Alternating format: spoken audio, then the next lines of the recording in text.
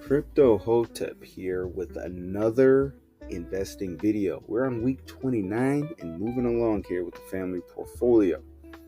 If you're unfamiliar with the family portfolio, please go to my channel and look at week number 1. I laid out the methodology, laid out my thoughts, and the strategy here. The long and the short is I gave my family a list of stocks to choose from and went to each of them to make choices on what they would like to put money in if they had it.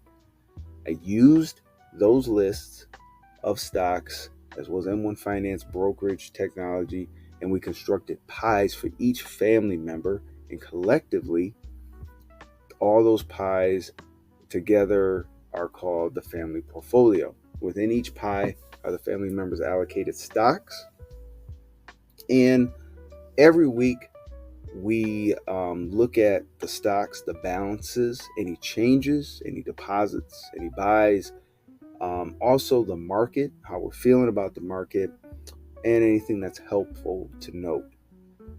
These videos are for educational purposes only for my family, and I hope they find them useful whenever I'm gone. Now, if you find them useful, feel free to like, subscribe, comment, let me know what you think.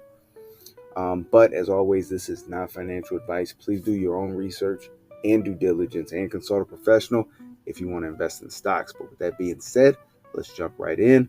Before we do, though, we have to look at week 28, the week prior.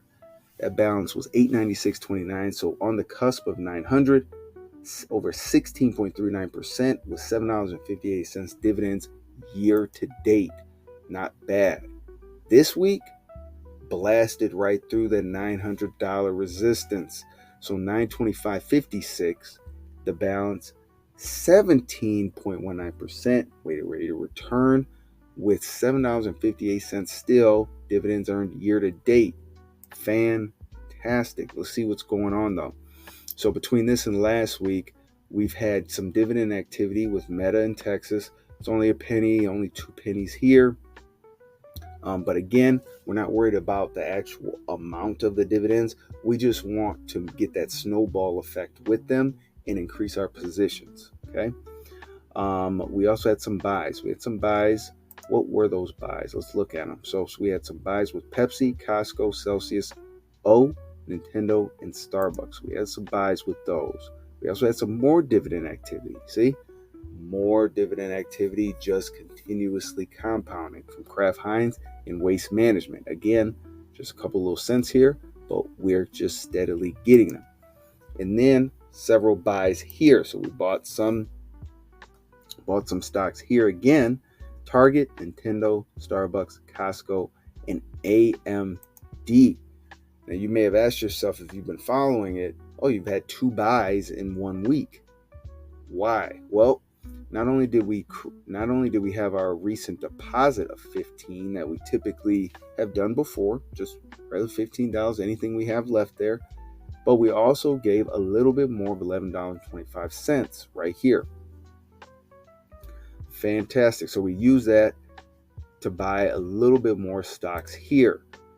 Now, the reason why we're not putting or dumping a whole bunch of money is because this is a small account and we're building it up.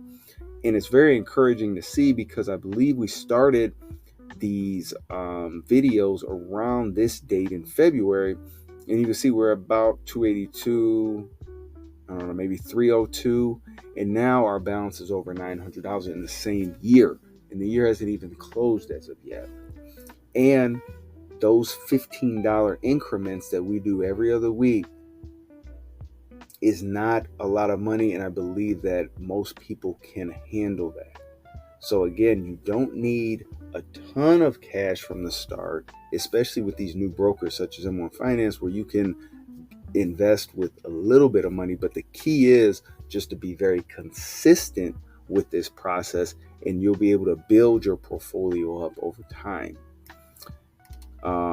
And so with that being said, let's jump right into the stocks. From bottom up, let's go to my wife's stock. She's at the bottom, weighted rate of return of negative 31.79%, negative market gain. And if you've been following, you know the reason why. Celsius. Celsius is the reason why here, down over 66%. We are still holding, we are still buying. Celsius's fundamentals in the business have not changed. They have a strategic partnership with this company here, Pepsi. They have no debt, which is great, and their earnings have been good. They've had a double beat on the earnings on their last, I believe, 1 or 2 earnings here. So until that viewpoint changes for me, we're going to stay with Celsius. Google and Pepsi are trying to front the load for her portfolio. Let's go to our middle.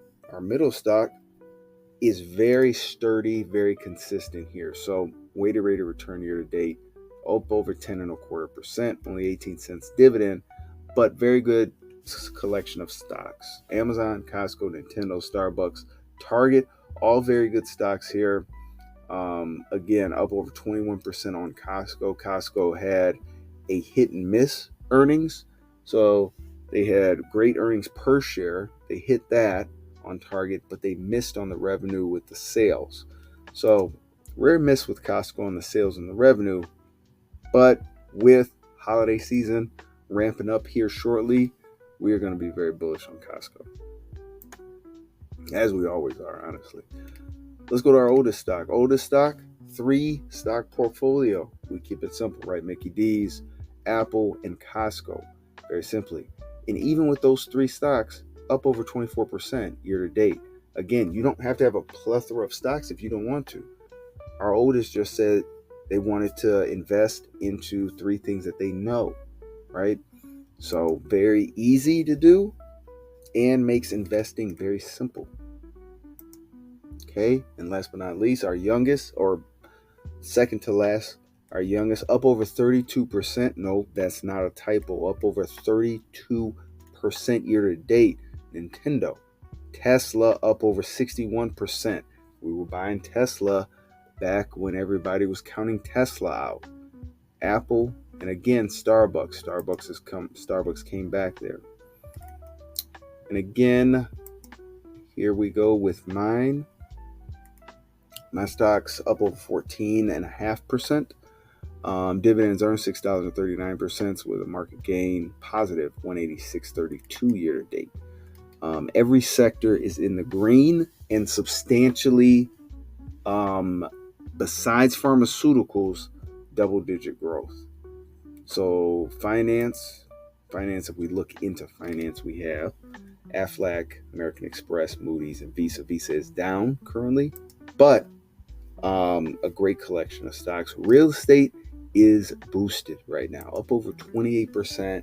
We have 3 stocks within the real estate sector: Public Storage, Federal Realty, and O, all double-digit growth and gains with them currently. Technology, we know technology up over 15% there. The consumer staples, that's usually the little engine that could. That's my consistent sector there. Very kind of easygoing companies, very established companies, long-standing companies, and frankly, boring companies. We got Clorox, right? We have McCormick, we have Colgate, toothpaste, Kroger company, but mostly all in the green here, and a lot of them buy those dividends as well that we love to see. Okay.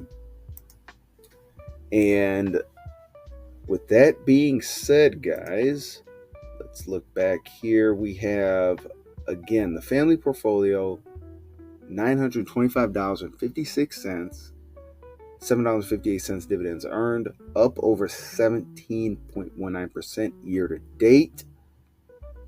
And in terms of the market, one big thing that's going to be happening that got the market kind of in an uproar this week was the ticker symbol SCHD. So Schwab's U.S. dividend equity ETF. I do invest into our dividend ETF portfolio, and it is a big position of mine. It's probably one of my favorite holdings just because of the dividend yield and the CAGR as well. But SCHD has announced a 3-to-1 stock split. Now, I wasn't familiar with stock splits when it comes to ETFs, but apparently they can happen. But I think one other thing is Schwab is also doing these splits for other ETFs as well. I think this is huge though, because SCHD was not, for me, it wasn't necessarily at a premium. I mean, it was around $80 a share. You could easily dollar plus average into it, but now it's going to be even cheaper than that. And it's going to increase that exposure for SCHD. So I think this is a great move. Let's see what we have here. Let's look at this screenshot. So for SCHD, let's see, this is going to go into effect after the markets close on October 10th of this year, looks like. So we can see that. And you can even see my my comment here. I ain't complaining. So yeah, and somebody mentioned that, interesting at $83. It is very interesting. But as my comment just said, I'm not complaining on that. If I can get cheaper SCHD and just continuously build my position with SCHD, I'm going to do it. SCHD is it's a great, one of the best dividend compounding machines out there.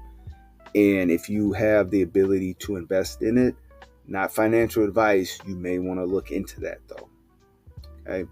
But as always, guys, we're going to cut this video short. Hey, we made it under 20 minutes. That's good. But as always, if you find these videos helpful, feel free to like, subscribe, comment, let me know what you think. And as always, thank you and happy investing.